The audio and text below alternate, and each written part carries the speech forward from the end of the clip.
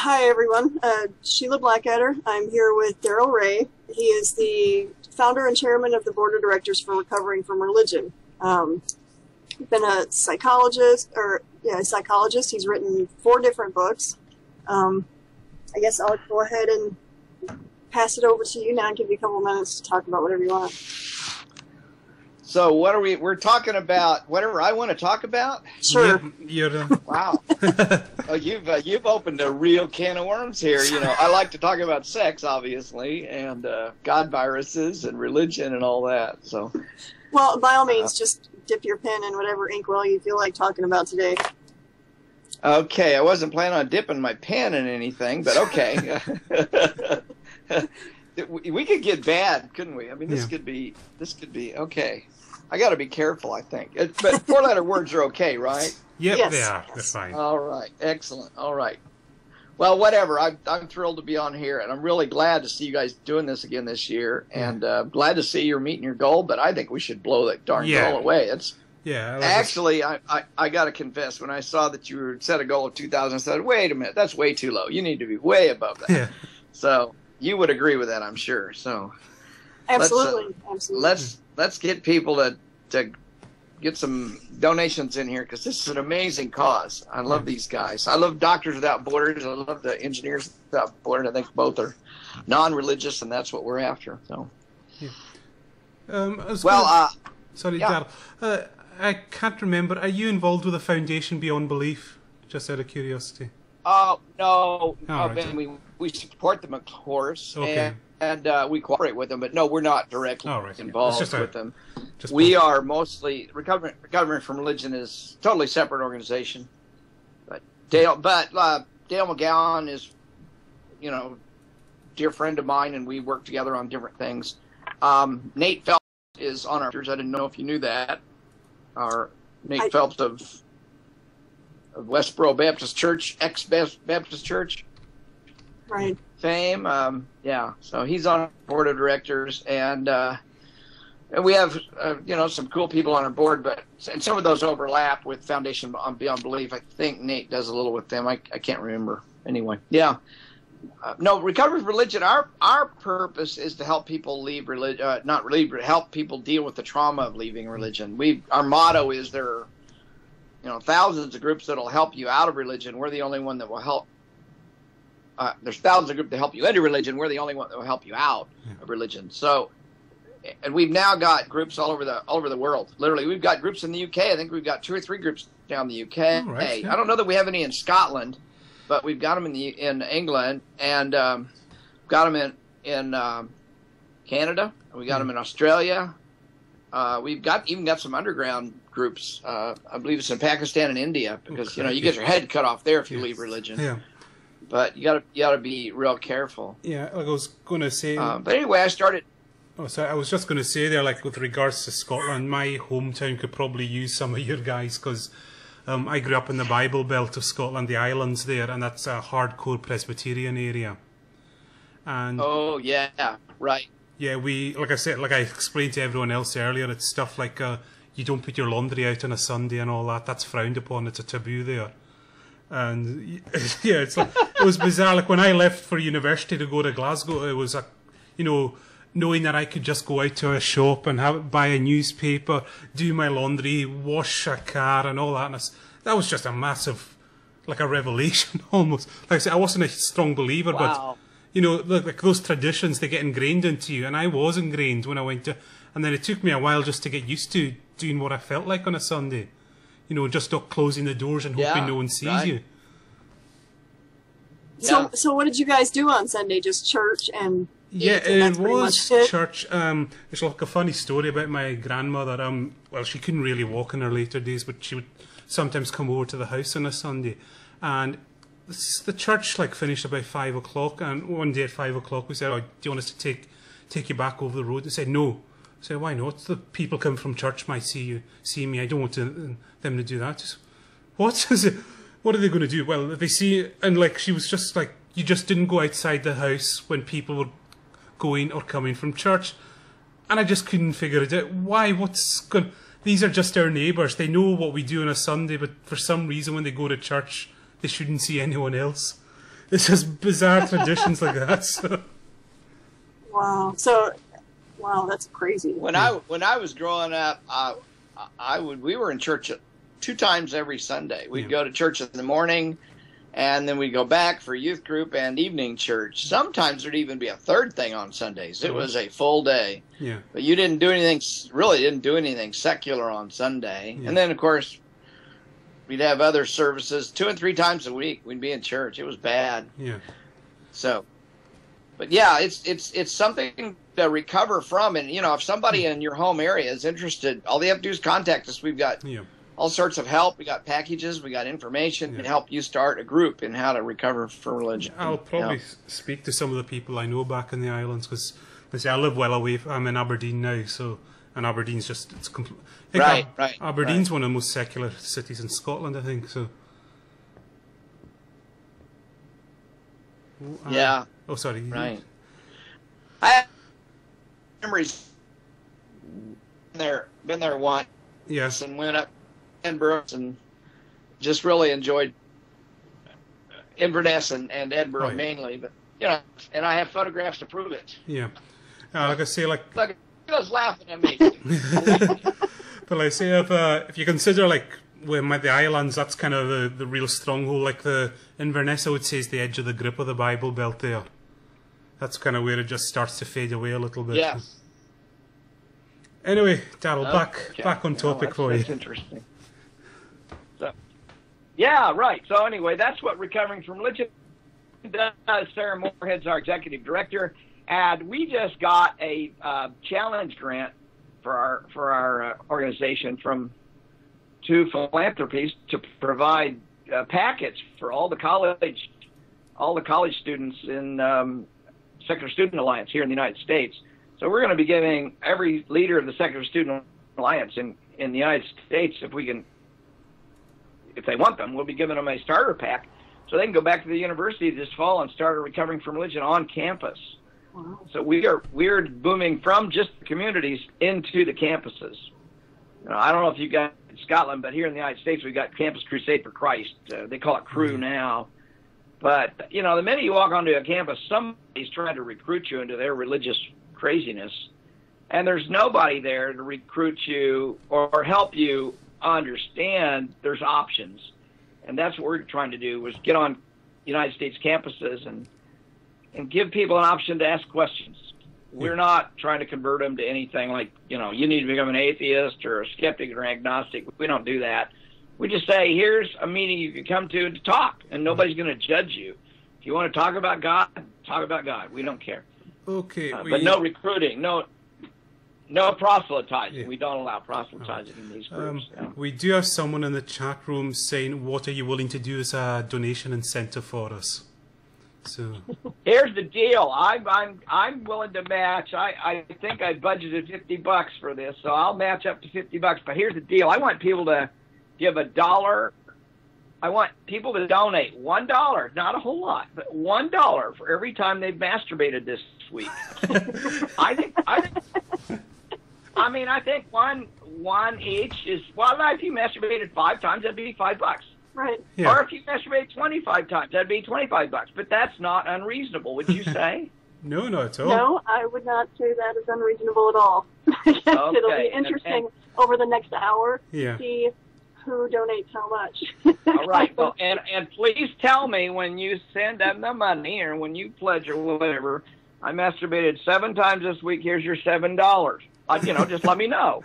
So, and I'm matching that up to $50 here for me right now. How's that? That work? That sounds great. Got a few people in the chat room saying they don't have that much money lying about. That was the immediate response to you.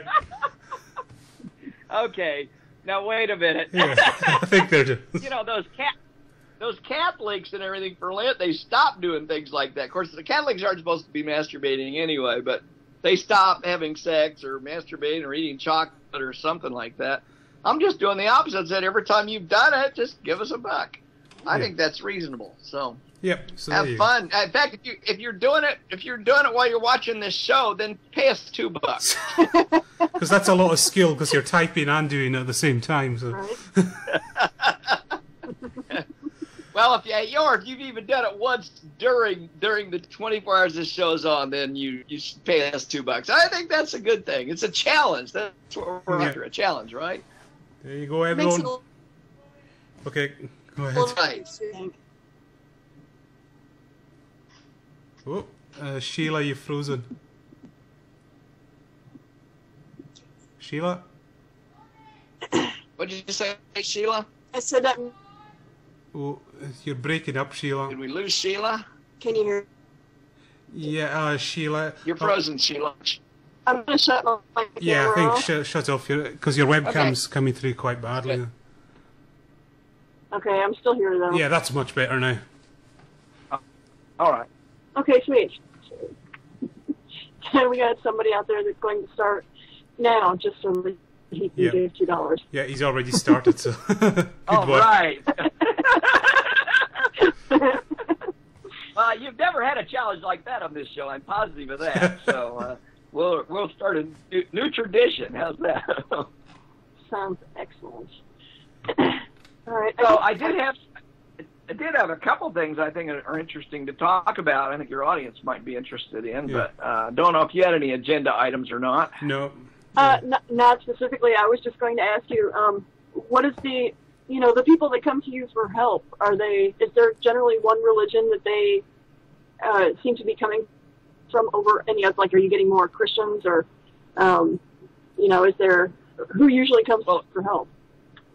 Of course, we do get a lot of Christians because we're based in the United States, but within that, of course, there's a wide range of people. We get a lot of former megachurch evangelical types of people coming to us.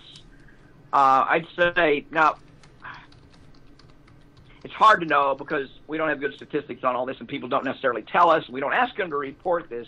Right. We try to stay low-key. We don't ask people to tell us a lot about their private life or anything.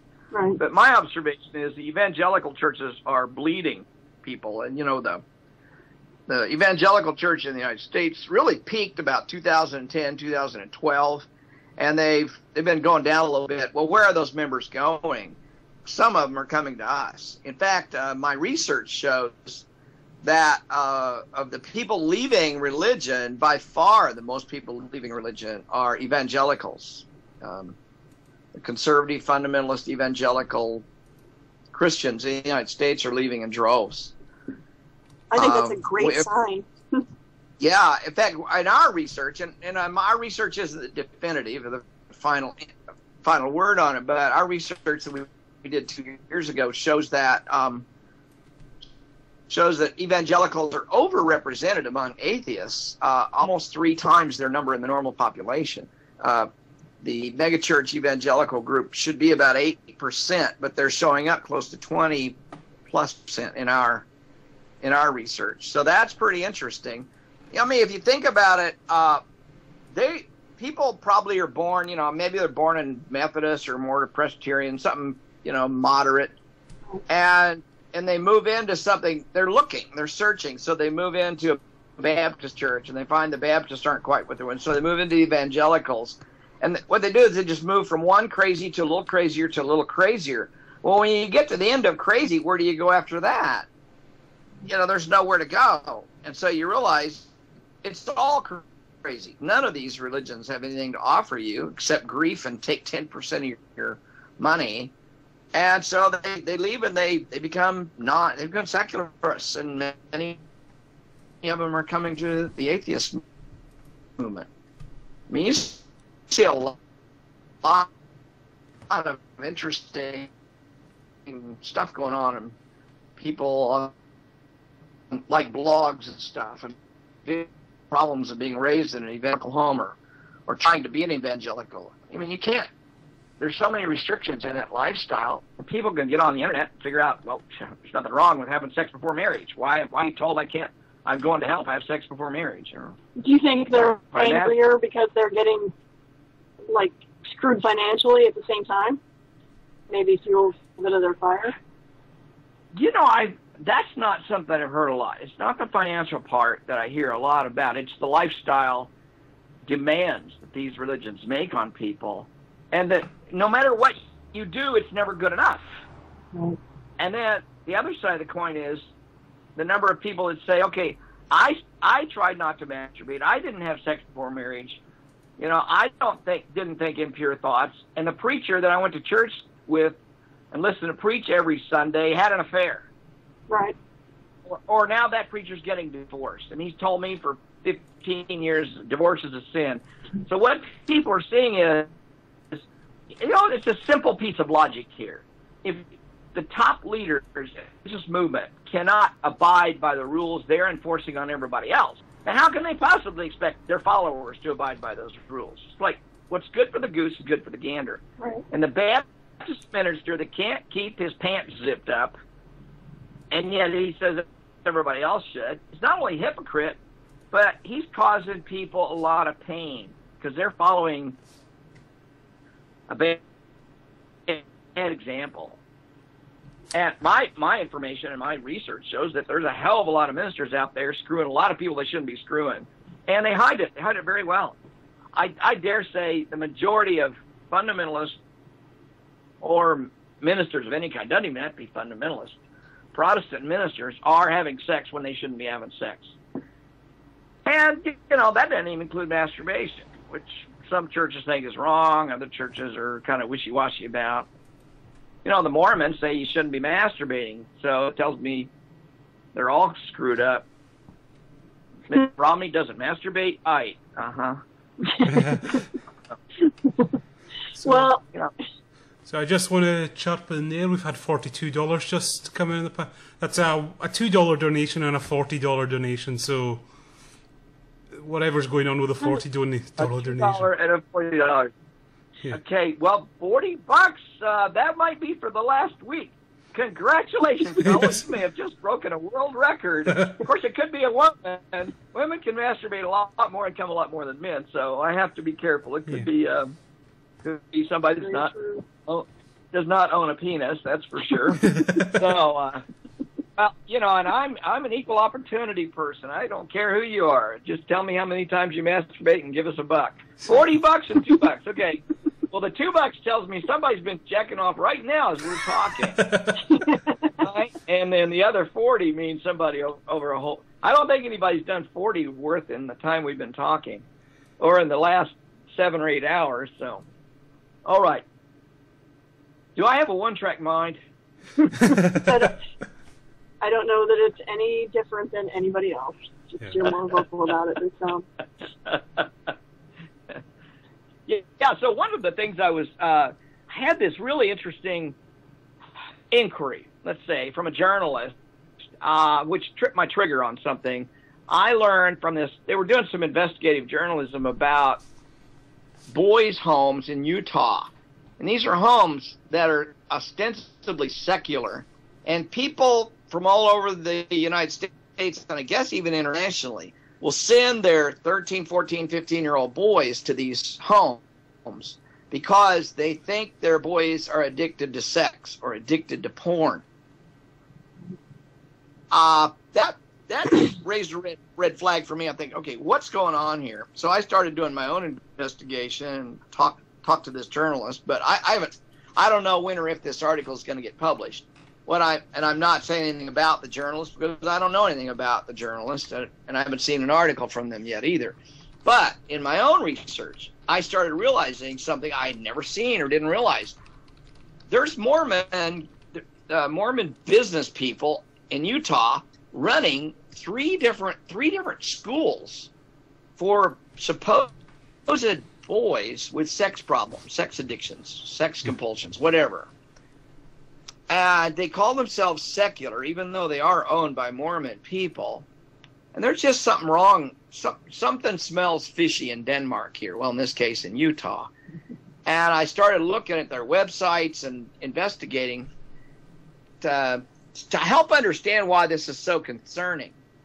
Is that in psychology, I'm a psychologist, we have a book called the DSM, Diagnostic and Statistical Manual. The new one just came out this year, number 5. In Europe, they have the ICD, which is equivalent.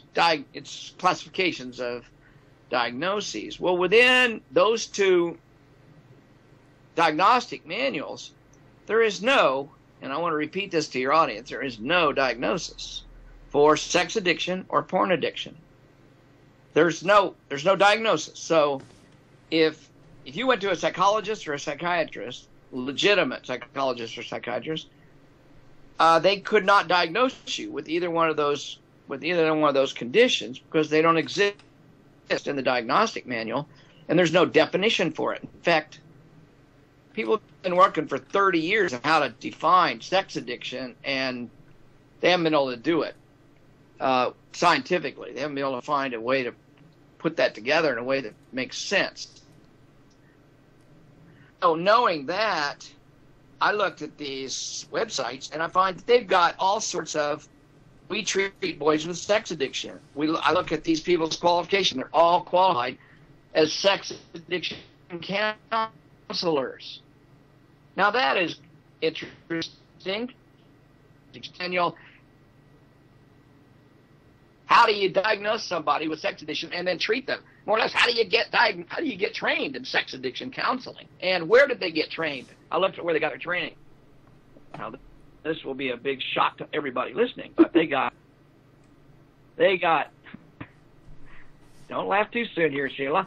They got trained Young University. Brigham Young, for those of you in the UK and Scotland, that's the Mormon equivalent of the Vatican University. I mean, that's, before you can go to Brigham Young University, you have to sign that document that says you will not have sex before marriage. Plus, all Mormons are expected not to be masturbating. Can you imagine an entire university of men and women that aren't masturbating or having sex before marriage? No. I mean, that's formulating. Yeah, right. Yeah, it's just crazy. And I'm thinking that probably drives people crazy. That's probably why some Mormons act the way they do. It's pretty interesting. So they're running schools that are treating boys for something that's non-existent, and people are paying tens of thousands of dollars to send their children to these boys camps or boys schools. I mean, they're like nice. They're nice. They got a lot of amenities. They got horseback riding and all that. But they teach boys things like porn is wrong. They teach things like masturbation. You shouldn't be masturbating, and that sex before marriage is wrong. And so you got 13, 14-year-old boys being subjected to this. Now, there's no girls there. It's just for boys. Because boys evidently are the only people with sexual compulsions or sexual addictions. Right. So Right. that's one of my pet peeves right now. And one of the problems I'm finding in our community is when I mention, like when I give talks or when I mention on podcasts like this, that there's no such thing as sex addiction, you will be surprised at how vociferous, how angry people get at me for claiming there's no sex addiction. And and they'll come back to me and says, well, I'm a sex addict, or I used to be a sex addict, or my husband's a sex addict or a porn addict. And it's all interesting. I say, well, which psychiatrist or psychologist went through the criteria for a diagnosis and made that diagnosis? And in almost every case, they say, well, I just know it. All right, I'm a psychologist. I can't.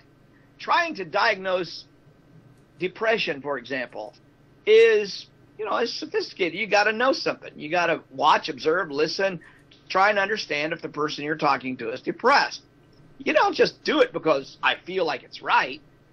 Well, that's what these people are doing. And most of the people I know who say they're a sex addict, or we're a sex addict, or their husband's a sex addict, or their wife's a sex addict, it's them doing the diagnosis. There's no qualified person doing the diagnosis.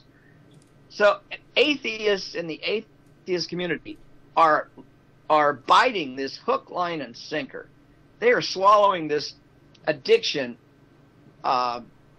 scenario, hook, line, and sinker, when there's no such thing, and it's damaging. I mean, telling a 13-year-old boy you are a sex addict, a 13-year-old boy has never experienced sex in his whole life except to masturbate, and what 13-year-old boy isn't masturbating like a fiend? I was masturbating like a fiend. My mom caught me one time. Golly, that was embarrassing. She came in and said, And I was just embarrassed as hell. And she sat down. She was very calm. My mom was a cool gal in many ways. She said, "That's all right. Don't worry about it. You can do it now, but you won't do it when you get married." Okay. She blew it on that one.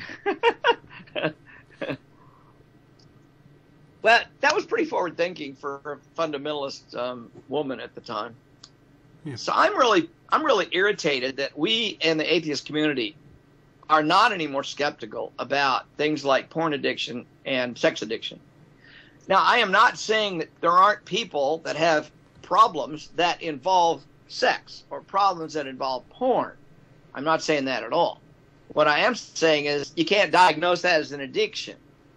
There's more to it than that. There's something usually underneath the surface. For example, they may depressed. One of the ways to deal with depression is masturbation. If you've got a child, a 13, 14-year-old child that's got attachment problems, one of the ways to deal with the anxiety around attachment is masturbation. So it's not an addiction to sex or porn. It's how do I deal with these emotional problems that are underlying all that. That's is it okay to talk about? Is this No, you're stuff good. you want to hear? It's fine. Whatever. Hello? Can you hear me? Darrell, can you hear me? All right. Yeah, I can hear you. Okay. I've lost. Yeah, I can hear you. Cal stepped out for a couple minutes, but it's good as long as you can still hear me. Oh, okay. I've lost him. Okay. Yeah, I can hear you. Can't see you. Can't see you though. Oh, that's all right. That's all right. You can look at my Ivy girl. Yeah. So there's a lot of problems with this stuff around human sexuality and buying into the cultural shit, because this notion of sex addiction really plays into the religious notions about sex. You know, when you scratch the surface, you got 12-step sex addiction programs, and they look exactly like Alcoholics Anonymous, and they've got a lot of God stuff in them. You know, if you don't have God, you can't get over this. Well, first of all, there's no such thing as sex addiction, and second, you're putting God into it. It looks a whole lot like a religion. Yeah. Religion really benefits from this whole addiction model, because what they're really telling you is you can't do it alone. You got to go back to God to get rid of this. When the research on addiction, even addiction like cocaine addiction or alcohol addiction, even that research shows that the vast majority of the people who are addicted at one point in their life lose their addiction later in life with no treatment whatsoever. There's a lot of ex-alcoholics walking the planet that never attended a single AA meeting. Right. There's a lot of ex-drug addicts that never attended a drug addiction meeting. Narcotics Anonymous. Yeah, narcotics, and there's no evidence, absolutely no evidence whatsoever that things like Alcoholics Anonymous or Narcotics Anonymous work. There's no scientific evidence whatsoever that they work. No, There's a lot of it. It's mostly a question of willpower, and for a lot of people that are successful in the AA or NA, it's just they needed something to help push them through it. I mean, there's a much larger number of people that go through AA and NA and fail miserably, and it's because they're forced to do it. There is no addict anywhere of anything that's going to come clean because they were court ordered to do so. They have to be ready to give up whatever their addiction is. So it's right. Yeah. So I just don't want us in the secular community buying into this stuff. I think we should be calling people on these notions about addiction, sex addiction, porn addiction, whatever, and starting to get realistic, because there are problems. Like I said earlier, people do have problems that might include sex or porn, but that's not the underlying problem. We should be treating the depression, for example, or the obsession disorder, not pushing the sex line. I have a case study I give people. I say, okay, here's a guy who is constantly going to his computer secretly to look. And it's a guy that's got a lot of bookmarks on his computer, and he's got an iPad it's full of stuff, and he's always looking at that. And his wife finally blew up the other day when he stepped out of his child's birthday party to check his iPhone. What's going on with this guy? And when I ask people, what do you suspect is going on? Virtually everybody says, he's looking at porn. Something's going on. And then I reveal to them, no, he's a stock market trader. Is he addicted to stock trading? Why are we pathologizing sex with exactly the same behavior? This guy is looking at his computer constantly, even when he should have been doing other things. Right. And he's stepping outside of his own child's birthday.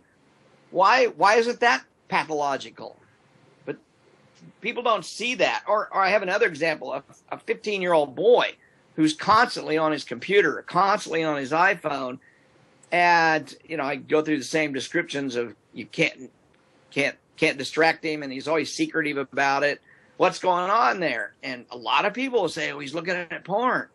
No, he's playing games against friends of his online. Right. And he's spending just as much time, quote, non-productive time, as any porn addict. And yet nobody pathologizes the game playing or the stock market trading.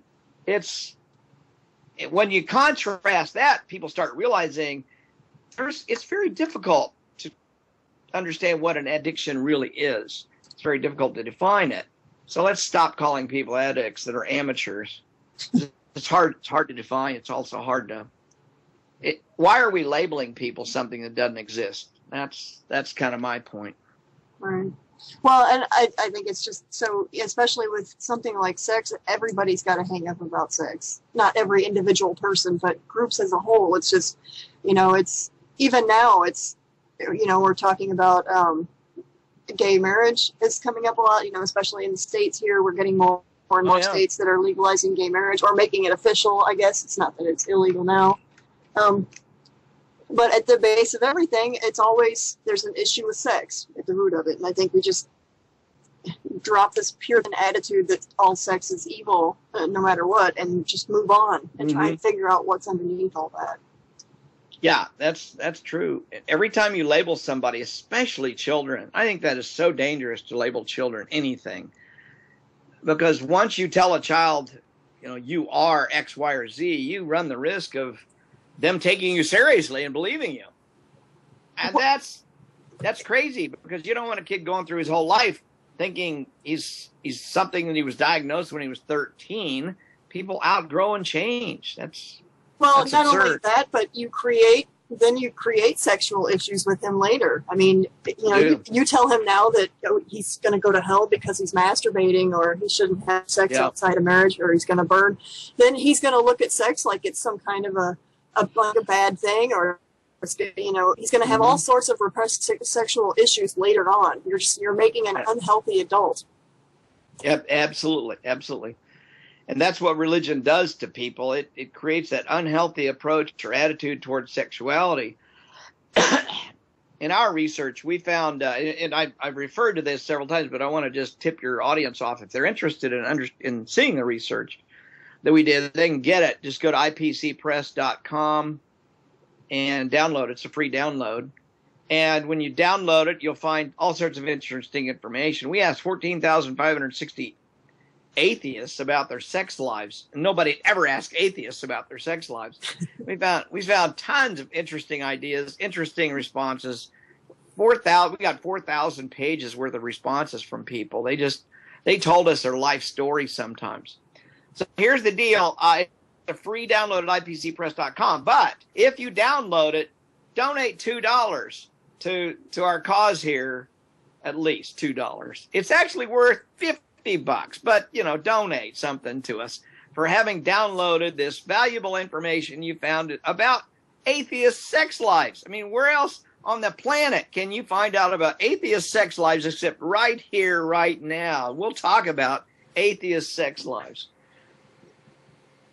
Maybe that's part of the problem, that atheists are so much more open about their sex lives than that it's somewhat threatening, or it freaks out those who are so oppressive about it. Yeah. Well, you're kind of right. I think atheists generally are, on the whole, are more open about their sexuality, but I meet way too many uptight atheists. I meet too many atheists that the mention of the word orgasm or penis or masturbation makes them flush and they get embarrassed.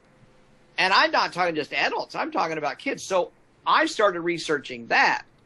And what I found is there's a lot of Christian atheists out there. Let that sink in a minute. Christian atheists.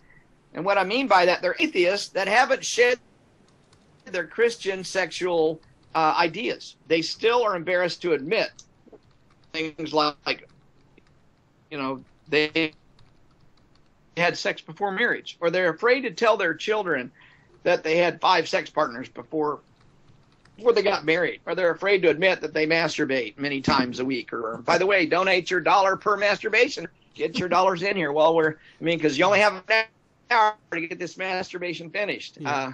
And $2 if you do it while we're talking here. Remember that. Yeah, and just to say... Do you have something to say, Cal? Yeah, it's just to let everyone know, another $8, and that's your Darrel's 50 target matched.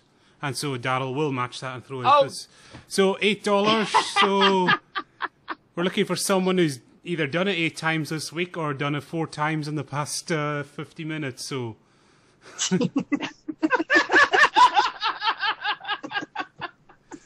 So someone out there has been busy, so get busy with your hand in another way right now.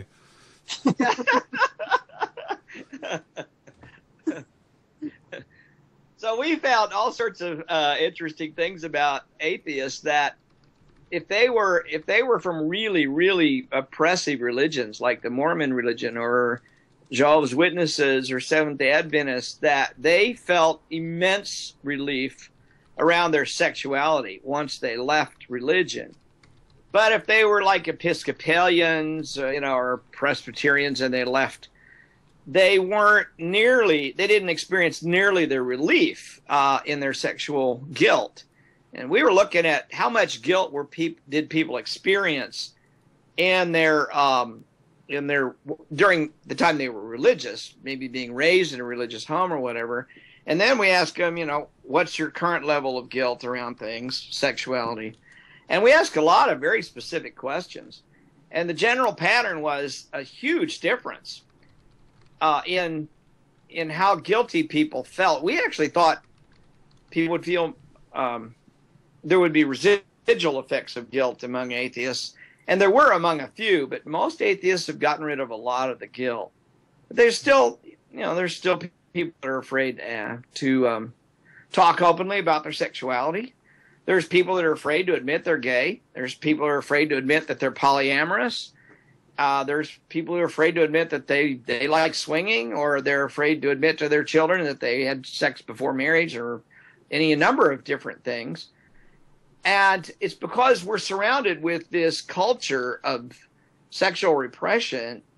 We feel like we have to toe the Christian line. And I'm not saying, come out to your boss as poly. That would be stupid. I'm just saying in the normal conversation with friends or relatives or something, it's almost like coming out an atheist. Yeah. Telling your parents you're an atheist is a big deal. Telling your parents you're poly might be a big deal. Or telling your parents, I think your church's ideas around masturbation are dumb, and I started masturbating shortly after I figured that out at the age of 15 or something. Being open and non-judgmental and nonchalant about it. Talking openly around issues like, intersex people, transsexual people, and being accepting and open and in public is something we atheists should be doing, because we don't have any problems with that, or we shouldn't have any problems with that. I can only imagine it makes it harder living within a couple, having issues with sex. You're living an entire disappointing sex life because you're afraid to share with someone that you're supposed to trust and love what it is that you really want to do. Well, that was something we researched rather deeply in our own report. And what we found was, if you're an atheist married to a Christian, to a religious person, if you're if we ask everybody, rate your spouse in religiosity. If you rated your spouse as a 7, 8, or a 9, up high in religiosity, then there was a 75% chance that your sex life was a 1, 2, or a 3. Right. In other words, you ain't getting much. Right. We got a lot of feedback from people in our research. One guy said, when I told my wife, this guy'd been married for 30 years or so.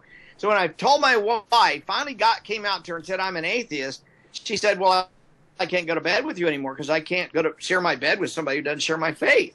So, I mean, 30 years of marriage gets thrown out right there. Well, that's the downside. We had another kind of funny one. This 25, 26-year-old guy wrote that I used to be able to bed every girl in the Sunday school class until I came out as an atheist, and now they won't talk to me. Isn't that interesting?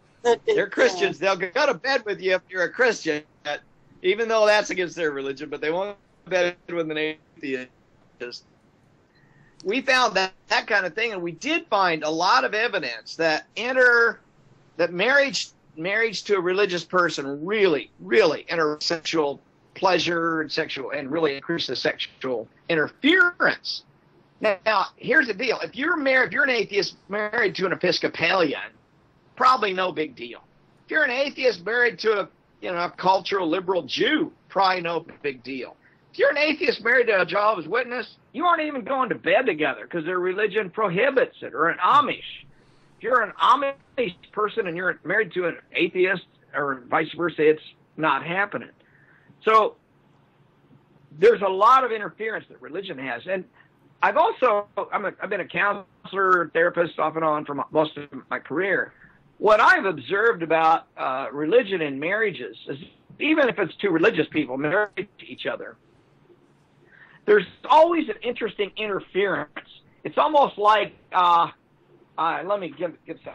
It's almost like you got, the husband and wife, and of course it's got to be a man and a woman, or it's not a true marriage, if you're Christian anyway. But so you got the husband and wife, but between the two is a wall. Goes between these two. And this wall is like a filter between them.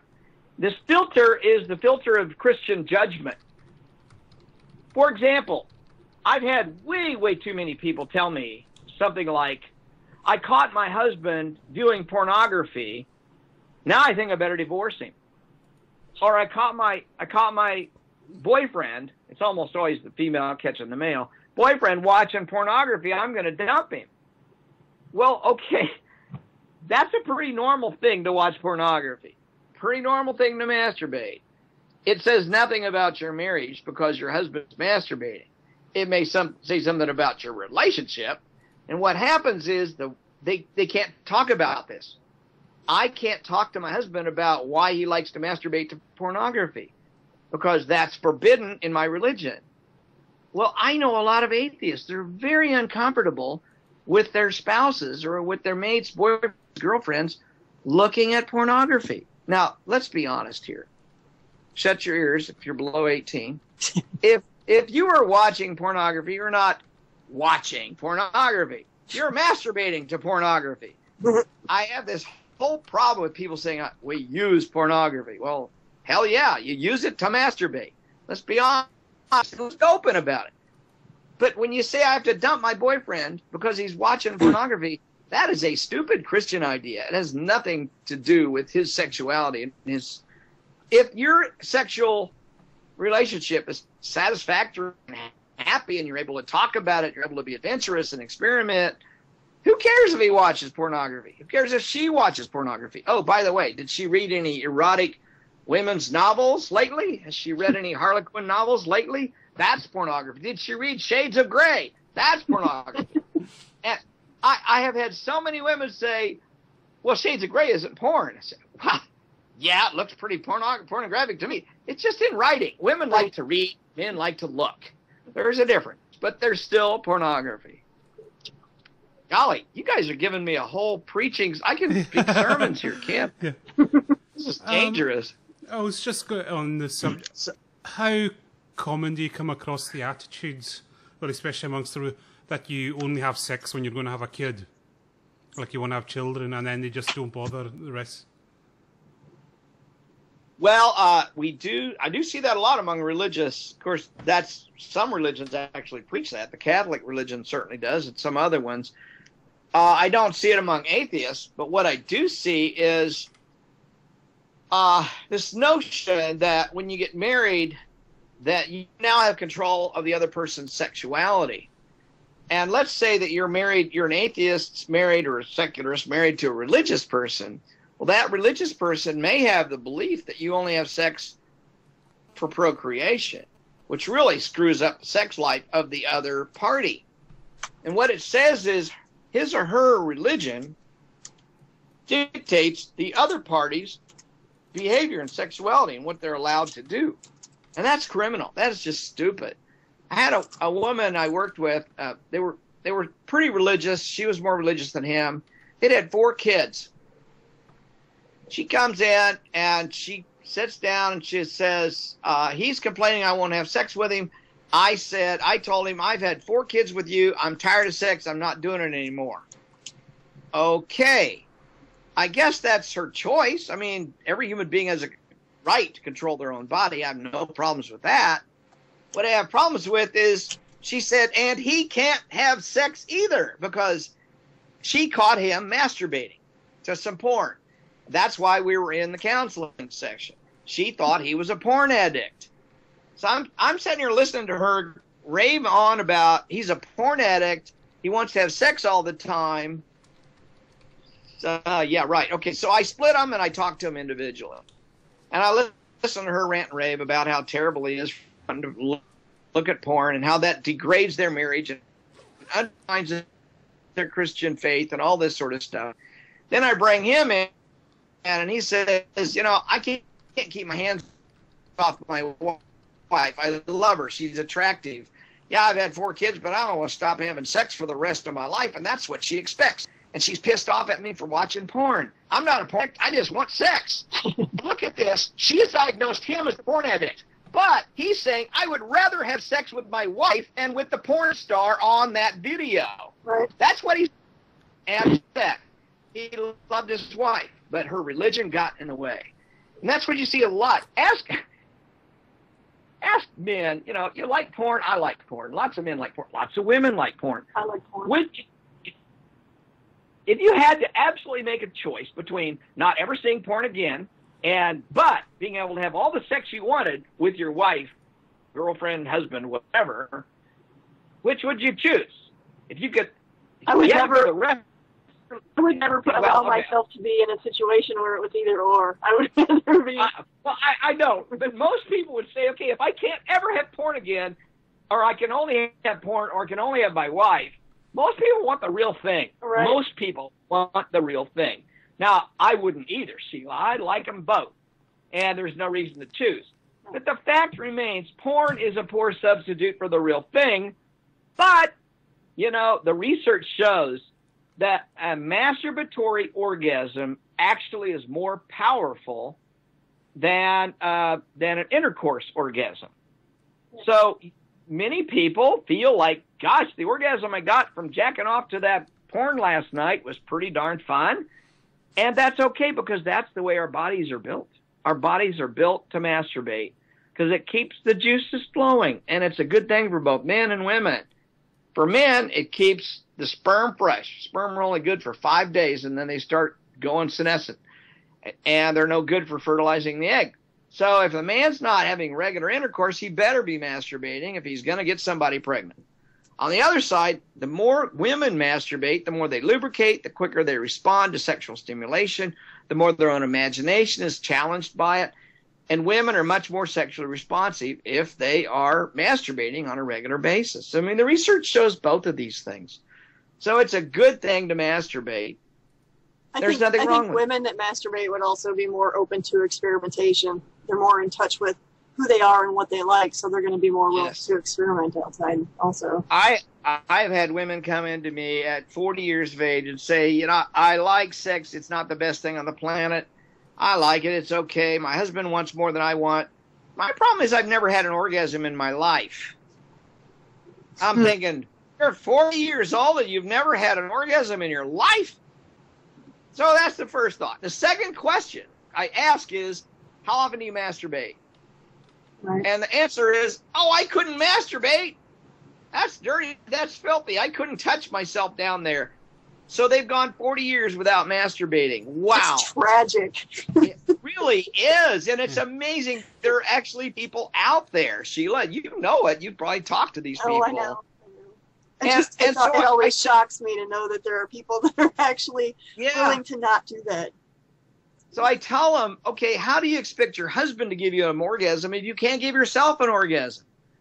And my talks, I tell people, you are the first sex partner you're ever going to have, and you're probably the last sex partner you're ever going to have.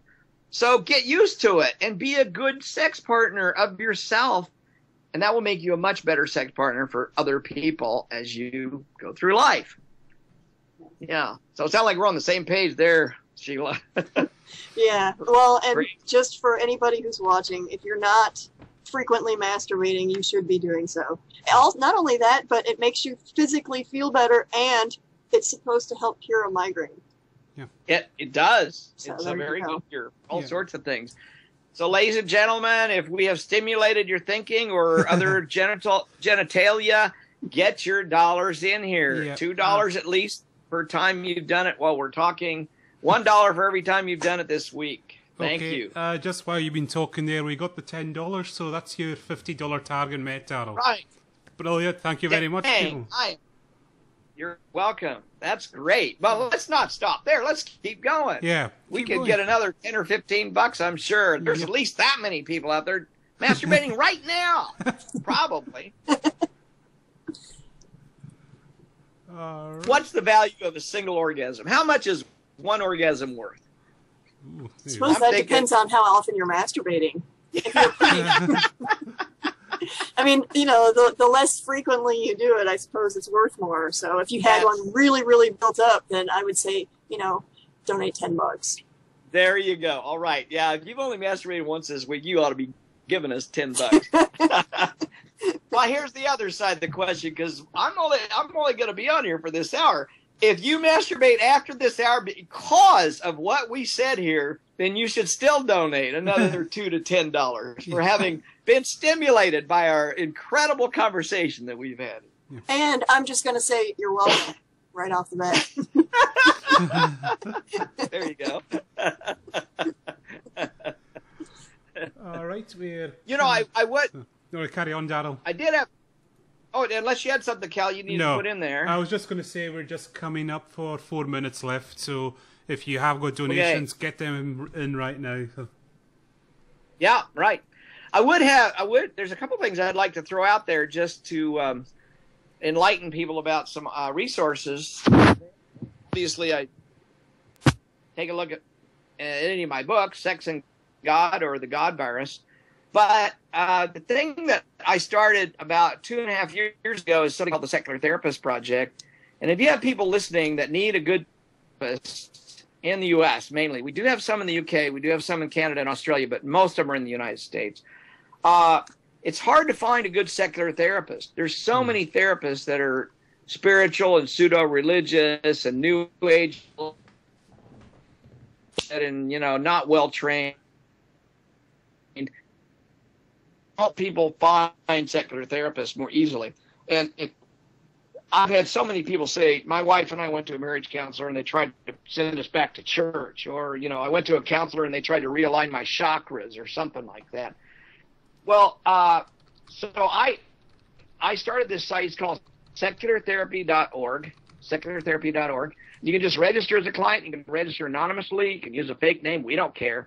And then by your zip code, your postal code, you can see who's close to you. And if we have a therapist, right now we have, I believe, 178 therapists registered. And I guarantee every one of them is secular because there's 4 of us on my team.